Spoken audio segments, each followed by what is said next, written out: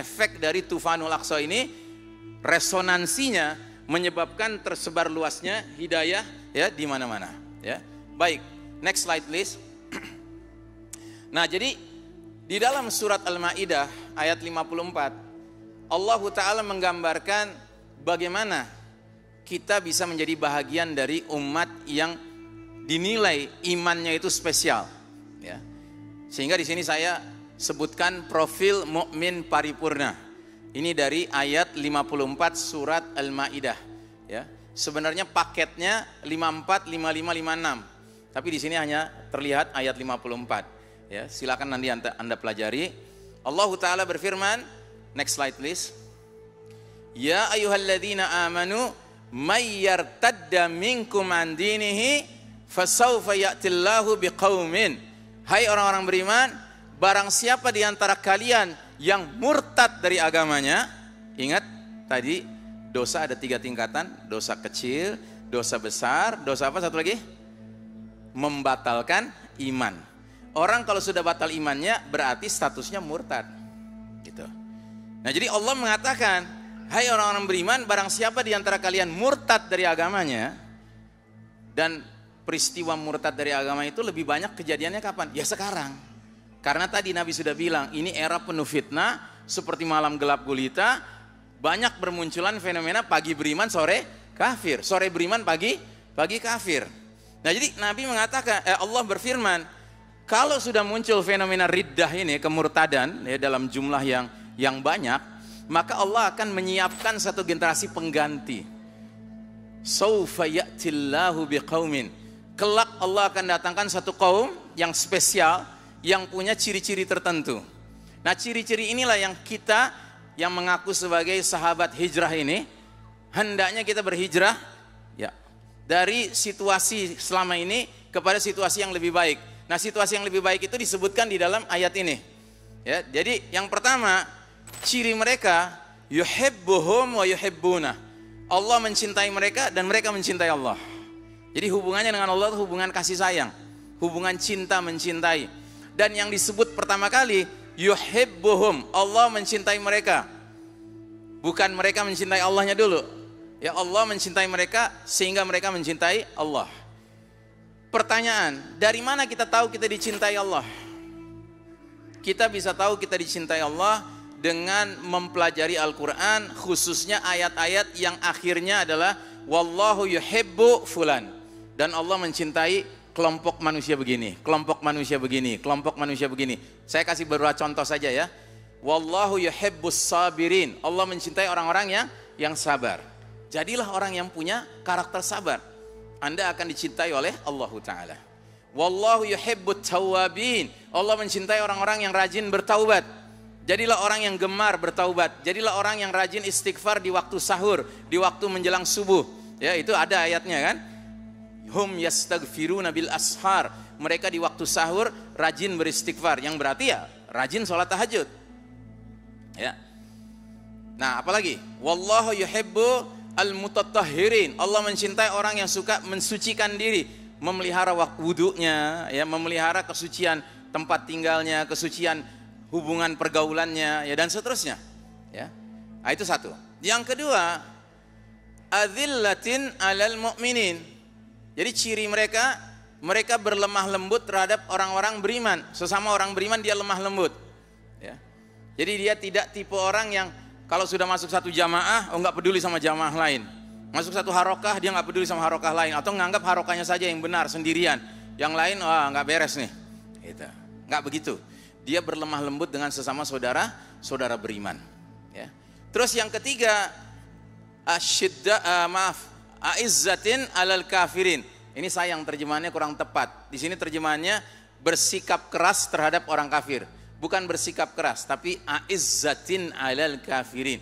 Dia punya izzah, dia punya kewibawaan, dia punya kehormatan karena iman di hadapan orang kafir. Jadi istilahnya dia ngelihat orang kafir kaya raya, orang kafir punya jabatan, ya kan? Nggak peduli dia. Dia nggak kemudian jadi silau, jadi kemudian nunduk-nunduk di depan orang kafir, itu tidak. Karena bagi dia, sebagaimana Allah gambarkan di dunia ini, orang yang beriman itu disebut oleh Allah khairul bariyah, makhluk yang paling baik. Sementara orang kafir kata Allah syarrul bariyah, makhluk yang paling buruk. Bagaimana mungkin dia di hadapan makhluk yang paling buruk di mata Allah, dia harus inggih-inggih, tunduk-tunduk? Enggak. Dia punya izzah, dia punya kehormatan diri karena iman di hadapan orang kafir. Kemudian yang berikutnya, ciri mereka apa? Yujahiduna fi sabilillah, berjihad di jalan Allah. Jadi beragamanya bukan hanya untuk mengkoleksi pahala pribadi biar masuk surga sendirian, tidak. Tapi dia beragama dengan ruhul jihad, dengan spirit ingin berjihad demi izzal Islam wal muslimin, demi kemuliaan Islam dan ajaran Islam dan kaum muslimin, ya. Itu yang keempat. Yang kelima, wala yakhafuna laumata laim. Dia tidak takut celaan orang yang suka mencela. Jadi mau dia dicela, dituduh radikal, tahu radikal? Ya, dituduh radikal, tukang jual telur gitu ya, dia nggak peduli. Tahu ya radikal? Apa radikal? Dituduh radikal, dituduh tukang jual telur, teroris maksudnya gitu ya. Dia nggak peduli. Selagi yang menuduh dia bukan Allah dan Rasulnya, bukan orang-orang beriman yang taat pada Allah dan Rasulnya. Tapi kalau yang menuduh adalah orang-orang yang memang doyan menuduh, ya kan ya, so what? Itulah yakhafuna laumata laim. Mereka tidak takut celaan orang yang suka mencela, ya.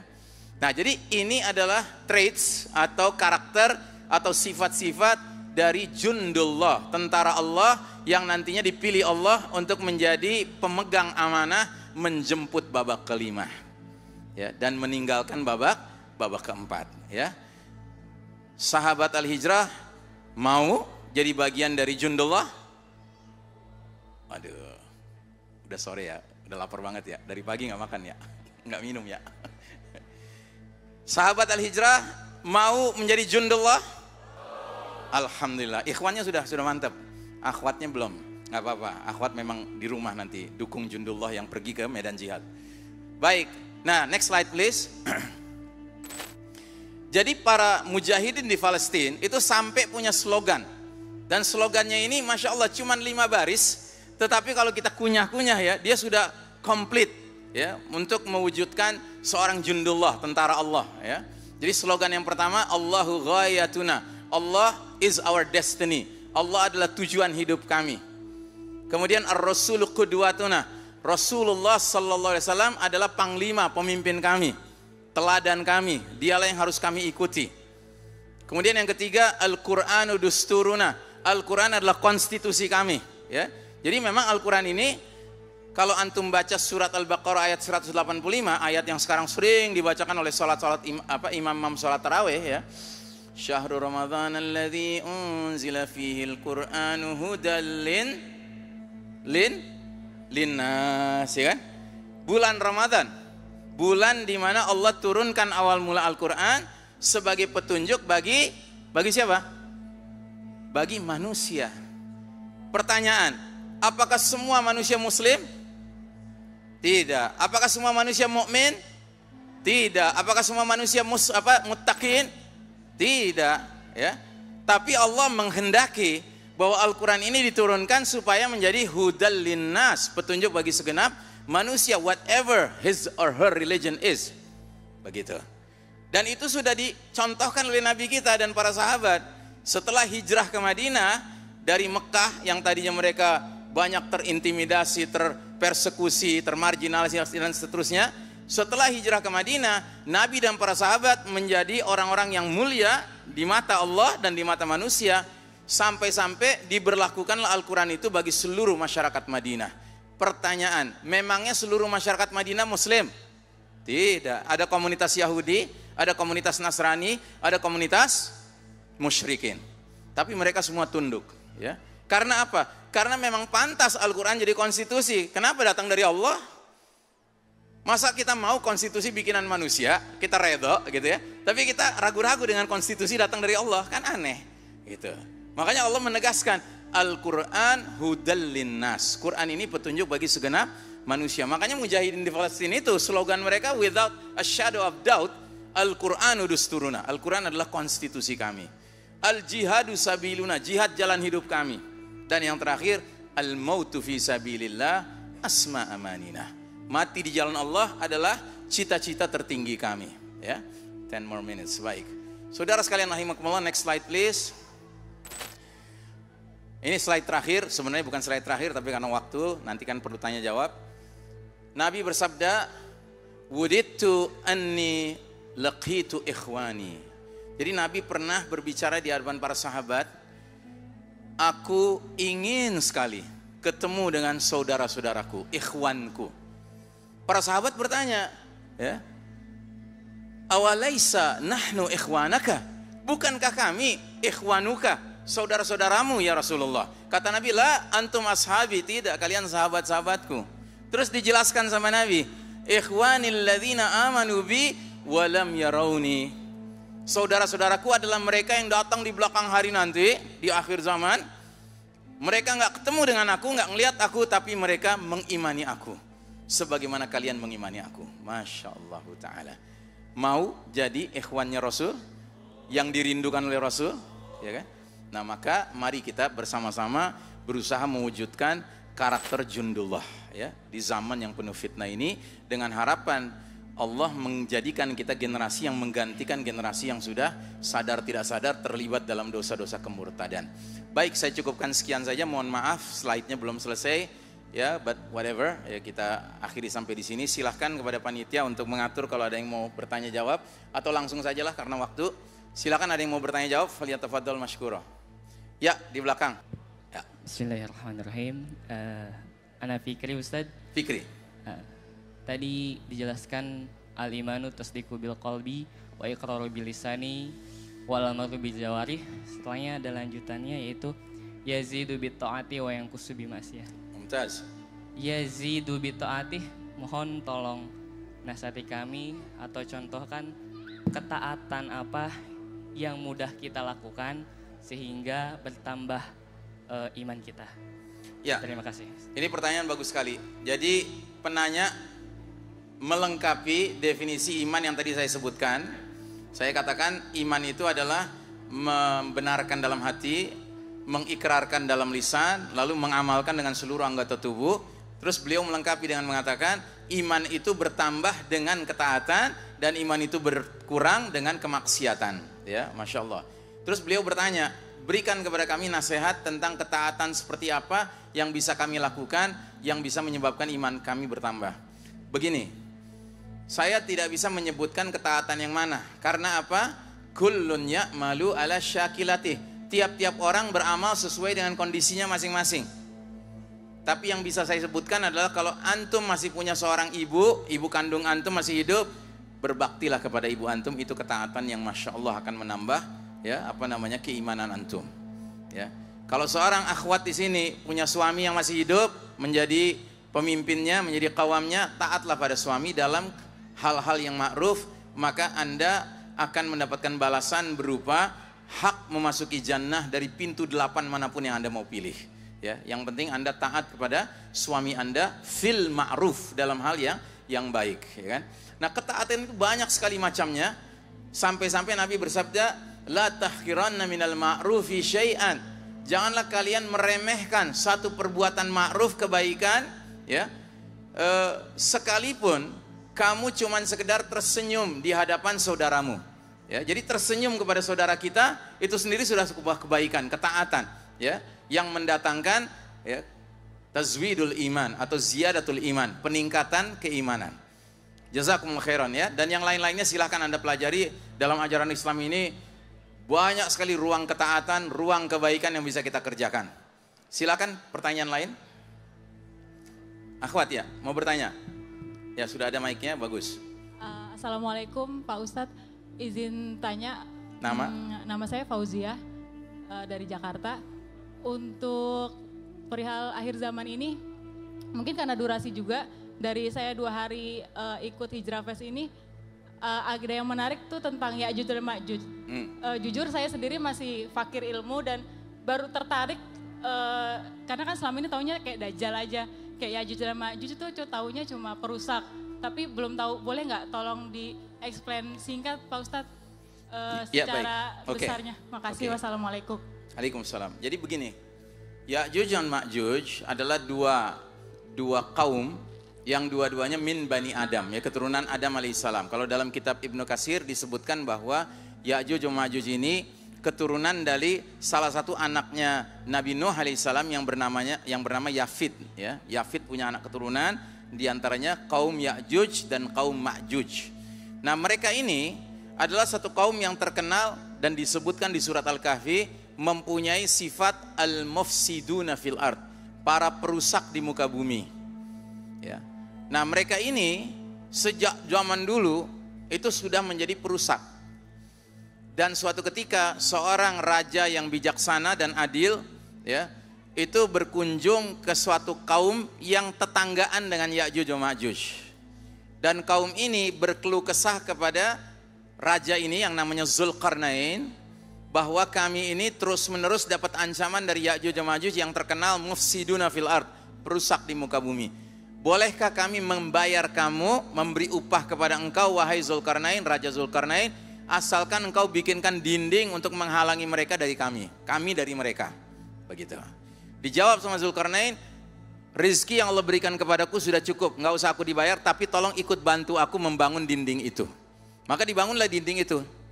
Dinding yang ternyata kualitasnya canggih, ya, benar-benar sampai Zulkarnain berani menggaransi bahwa mereka tidak mungkin bisa melubangi dinding ini dan mereka tidak mungkin bisa memanjatnya, ya. Tetapi di satu sisi dia mengatakan hadza min fadli rabbi, hadza rahmatun min rabbi. Dinding ini adalah rahmat dari Rabbku. Bila sudah datang waktu expire date-nya, maka dinding ini akan hancur luluh lantak dan Ya'juj Ma'juj akan keluar. Nah, kapan luluh lantaknya dinding ini? Kalau kita pelajari hadis-hadis tentang kemunculan Ya'juj Ma'juj, itu disebutkan setelah Nabi Isa alaihissalam turun dari langit, bergabung dengan pasukan Al-Mahdi dengan kaum muslimin, memerangi Dajjal dan 70.000 pasukan Dajjal. Dan setelah Isa alaihissalam membunuh Dajjal, sementara pasukan Islam dipimpin Al-Mahdi membantai semua tentara Yahudi itu, maka Isa alaihissalam mendapat pemberitahuan dari Allah Ta'ala bahwa hamba-hambaku sudah kulepas. Maksudnya Ya'juj dan Ma'juj. Dan kalian tidak bisa memerangi mereka. Kenapa nggak bisa orang-orang beriman pada saat itu memerangi Ya'juj dan Ma'juj? Karena outnumbered, ya. Jumlah Ya'juj dan Ma'juj itu banyak sekali, sementara jumlah orang beriman sedikit dibandingkan jumlah Ya'juj dan Ma'juj. Sehingga sama Isa alaihissalam, orang-orang beriman ini akan diajak mengungsi kemana? Ke Bukit Tur Sina, di Gurun Sinai. Nah, ketika mengungsi di Bukit Tur Sinai ini, Ya'juj dan Ma'juj mulai bergerak, ya, melewati kota demi kota, desa demi desa, negeri demi negeri, melakukan penjarahan, pembantaian, pembunuhan, kerusakan, pemerkosaan wanita dan lain sebagainya. Sampai akhirnya mereka mengepung Bukit Tur Sina. Nah, ketika dikepung, ya, kaum beriman dipimpin oleh Isa alaihissalam tidak bisa berbuat apapun. Tinggal satu-satunya senjata mereka adalah doa. Ya. Jadi mereka sambil mendengar di sekeliling Bukit Tur Sina itu hingar-bingar suara-suara Ya'juj dan Ma'juj itu yang jumlahnya begitu banyak, mereka berdoa. Dan di antara yang mereka dengar adalah pimpinan Ya'juj dan Ma'juj sempat berkata kepada kaumnya, kita sudah selesai dengan semua ahlul ard, penghuni bumi ini. Sekarang kita lawan penghuni langit. Maka semuanya mengarahkan panahnya ke langit, mengarahkan tombaknya ke langit. Lalu dengan satu aba-aba mereka melepaskan anak panahnya, tombak-tombaknya ke langit, kemudian balik lagi, ya, ujung anak panah itu ada darahnya, ujung tombak-tombak itu ada darahnya. Sebenarnya ini adalah cara Allah membuat Ya'juj dan Ma'juj merasa lebih jumawa, merasa diri mereka lebih hebat lagi begitu. Nah, dalam keadaan seperti itu, Isa alaihissalam memimpin doa, memohon pertolongan Allah untuk membantai habis Ya'juj dan Ma'juj. Ternyata dengan izin Allah doanya dikabulkan. Tiba-tiba senyap, nggak ada suara apa-apa. Padahal tadinya hingar-bingar suara teriakan-teriakan Ya'juj dan Ma'juj ini. Maka salah seorang muslim diperintahkan Isa alaihissalam untuk mencari tahu berita apa yang terjadi pada Ya'juj dan Ma'juj. Dan berangkatlah muslim yang paling berani, yang paling siap mati syahid untuk memeriksa. Ternyata setelah diperiksa, semua jasad-jasad bangkai-bangkai Ya'juj dan Ma'juj ini sudah bertumpuk-tumpuk satu sama lain, bermatian semuanya.